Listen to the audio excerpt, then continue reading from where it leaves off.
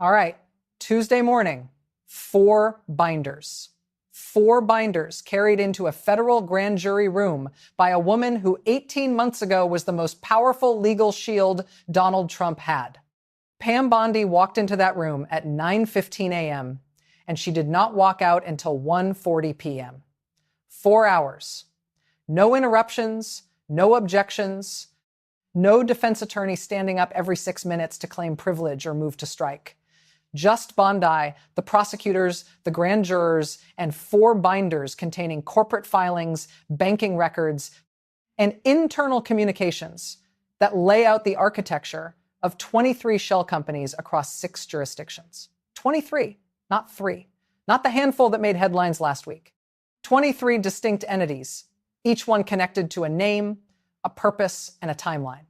Each one built to move money and disappear. Each one invisible until Bondi walked into that room and made every single one of them visible. I have been inside the court filings that followed her appearance since Tuesday night. What I found is what this breakdown is about. And if last week changed the case, Tuesday changed the trajectory, this is not a repeat. This is an escalation. Subscribe now and turn on notifications, because what came out of that grand jury room is moving faster than anything I have covered on this channel. Here is why Tuesday is fundamentally different from last week, and why it matters more than most coverage is acknowledging. A grand jury is not a trial. There is no defense table. There is no cross-examination. There are no privilege objections shouted across the room every time a question gets uncomfortable. A grand jury exists for one purpose: to determine whether enough evidence exists to indict. The threshold is not beyond a reasonable doubt. The threshold is probable cause. Did a crime likely occur, and did specific people likely commit it? That is it. And in that room, Bondi could speak without a single interruption for the first time since this entire process began. No sidebar conferences, no motions to strike, no Trump attorney jumping up to claim attorney-client privilege over a conversation that happened in front of 8 witnesses. Prosecutors needed someone who could take the documents they already had, the banking records, the corporate filings, the wire confirmations, and connect them to the human beings who created them and the reasons those structures existed in the first place.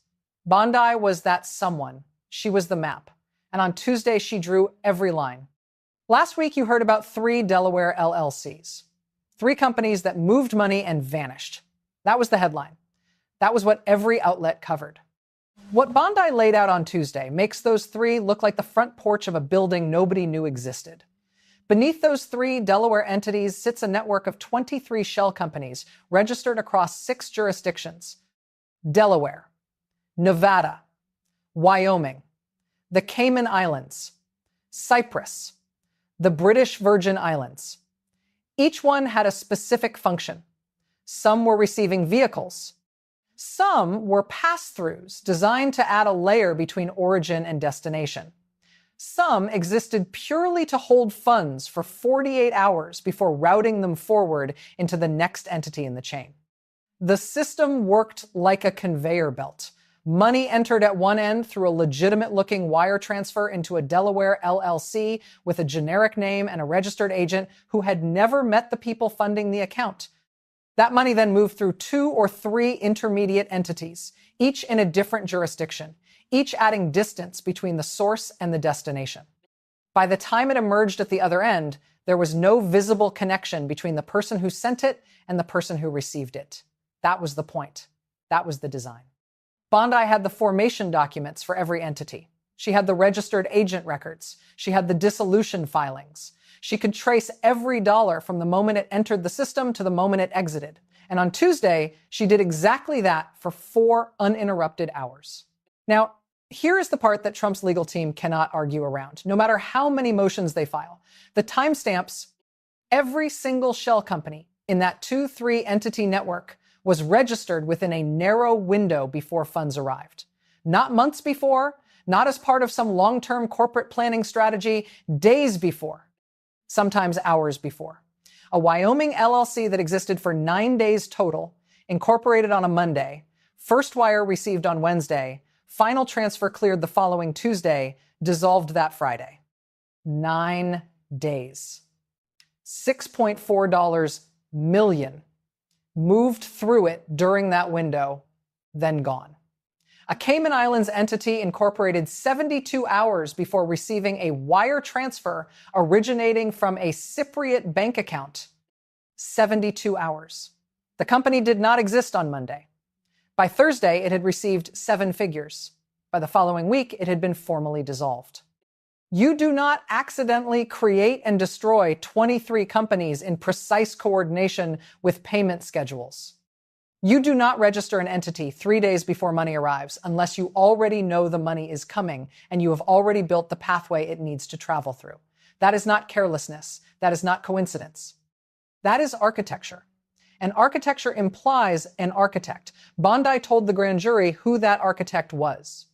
Shell companies do not build themselves. Someone has to file the paperwork. Someone has to sign the incorporation documents. Someone has to authorize the wire transfers. And in every single one of those 23 entities, the names on the paper were not the names of the people giving the orders. Bondi laid out the chain of command with the kind of specificity that only comes from someone who was standing in the room when the instructions were given. It worked like this. Directions came from Trump's inner circle to a small group of intermediaries whose job was to insulate the principals from the paperwork. Those intermediaries contacted attorneys who specialized in offshore entity formation, attorneys who knew which jurisdictions asked the fewest questions and required the least documentation. Those attorneys created the entities. And the proxy signatories, people whose names now appear on incorporation filings in 6 different jurisdictions, signed whatever was placed in front of them. They were not decision makers, they were signatures. The decisions happened in rooms that Bondi sat in. The conversations happened in meetings that Bondi attended. She heard the instructions. She watched the chain move from voice to intermediary to attorney to paperwork. And on Tuesday, she connected every name on every document to the person who actually ordered that document into existence. The proxy signatories were the mask. Bondi just removed it. Remember the 47 emails from last week? The ones with subject lines like repayment arrangement and offshore structure urgent. Those were damaging enough on their own. What Bondi disclosed to the grand jury on Tuesday makes those 47 emails look like the part of the conversation people were willing to put on the record. There was a second cache. Communications sent through encrypted platforms that every participant believed were ephemeral. Messages designed to disappear. Conversations that were never supposed to survive past the moment they were read. Bondi took screenshots. She preserved metadata. She kept records of exchanges that the other participants believed had vanished the moment they closed the app. And what those messages contain is specific in a way that formal emails never are. Which jurisdictions to use and why. Exact dollar thresholds calibrated to stay beneath mandatory reporting triggers. Direct references to the CFIUS review process and explicit instructions about how to structure the Qatar transaction to avoid triggering it. The same CFIUS avoidance strategy documented in Bondi's handwritten notes from the February Mar-a-Lago meeting. The same pattern described in the formal emails she surrendered last week. 3 independent streams of evidence. Handwritten notes from a meeting she was told not to document. Official emails sent from her government account. And now encrypted messages that the senders believed no longer existed. All 3 saying the same thing. All 3 pointing in the same direction. The Qatar connection was the headline last week.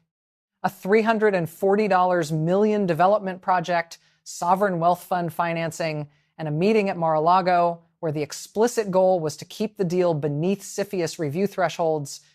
That was one foreign funding source. Bondi told the grand jury about 2 more. The first involves a Gulf state that has not been named publicly. Court filings reference it only as a sovereign entity whose financial participation was routed through a Cayman Islands intermediary before entering the US-based shell company network. The second involves a European bank, not a government, but a private financial institution that prosecutors believe functioned as a layering mechanism, receiving funds from foreign sovereign sources and repackaging them as commercial transactions before wiring them into the Delaware and Nevada entities Bondi had already mapped. Foreign money flowing through deliberately obscured channels into entities connected to a sitting president's financial interests does not trigger one law. It triggers several simultaneously. CFIUS, review requirements for foreign investment that could affect national security. Federal anti-corruption statutes that prohibit public officials from receiving financial benefits tied to their official actions. Money laundering statutes that target the movement of funds through structures designed to disguise their origin. Foreign agent registration requirements that apply to anyone acting on behalf of a foreign government's financial interests inside the United States. Each statute has its own penalties. Each has its own evidentiary threshold. Bondi's testimony on Tuesday touched every single one of them. Now, the defense deserves a serious hearing rather than a dismissal because the arguments Trump's legal team is making are not frivolous. They are just narrower than they were a week ago. Strategy one is attacking Bondi's credibility. She has immunity. She has incentive to deliver. That argument was strong last week when her courtroom testimony carried the weight of the case. It is weaker now because Tuesday's grand jury presentation was built around documents, not her narrative. The binders did the talking. Bondi was the guide. Strategy two is the privilege motion still pending before the judge. Trump's attorneys argue that conversations Bondi witnessed were protected by executive privilege. Most legal analysts expect that motion to fail because Bondi was not functioning as legal counsel during those conversations. She was a cabinet official present at meetings. That distinction matters, and courts have historically drawn that line clearly. Strategy three is the argument that the shell company structures were legitimate. Tax planning, liability management, standard corporate architecture used by thousands of businesses every day. That argument had real force before Tuesday. It has less force now because Bondi did not just describe the structures. She described the intent behind them. And the intent, as she laid it out to the grand jury, was not optimization, it was concealment. None of these arguments are dead. This case is not over. But the window of viable legal strategies is visibly narrowing, and every round of evidence that enters the record makes that window smaller. Grand jury proceedings are secret by law. What Bondi said inside that room on Tuesday is sealed. The substance of her 4 hours of testimony does not exist in any public filing, any press release, any transcript that journalists can request. What we know comes from the edges. Prosecutors' subsequent filings, statements from Bondi's legal team, reporters stationed outside the courthouse tracking who entered and who left and at what time. And most importantly, what prosecutors did in the hours immediately after Bondi stepped out of that room. 3 new subpoenas issued before close of business Tuesday. 2 of them targeting financial institutions that had not appeared anywhere in the public record before that afternoon. 1 domestic bank and 1 foreign institution whose identity remains sealed. That pattern is now unmistakable. Bondi testifies, and within hours, prosecutors move on fronts that were clearly prepared in advance and waiting for her testimony to provide the final authorization. It happened after last week's courtroom appearance. It happened again Tuesday. Each time Bondi opens her mouth, new doors open simultaneously in places that were not previously visible. Whatever is in those sealed grand jury minutes is what prosecutors are building the next phase of this case around.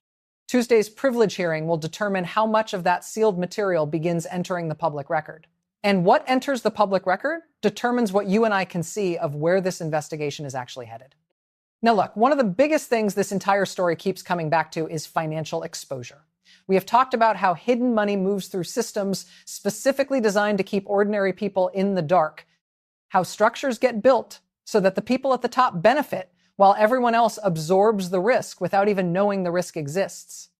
And if you have been watching this channel, you already know that staying informed is the single best thing you can do to protect yourself financially.